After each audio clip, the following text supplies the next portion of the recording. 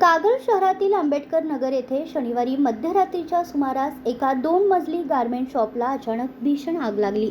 या आगीत संपूर्ण दुकान जळून खाक झाले। अंदाजे 50 ते 60 लाखांचे आर्थिक नुकसान झाल्याचे प्राथमिक तपासात समोर आले। सुदैवाने या घटनेत कोणतीही जीवितहानी झालेली नाही। पोलिसांकडून मिळालेल्या माहितीनुसार डॉक्टर बाबासाहेब आंबेडकर नगर येथे सूरज विक्रम कामत यांचे 2 मजली गारमेंट शॉप आहे। गारमेंटमधील कपडे, कापड आणि प्लायवूडने पेट घेतल्याने ही आग भडकली। बघता बघता आगीने मोठे रौद्र रूप धारण केले। दरम्यान नागरिकांनी कागल नगर परिषदेच्या अग्निशमन दलाला याची वर्दी दिली।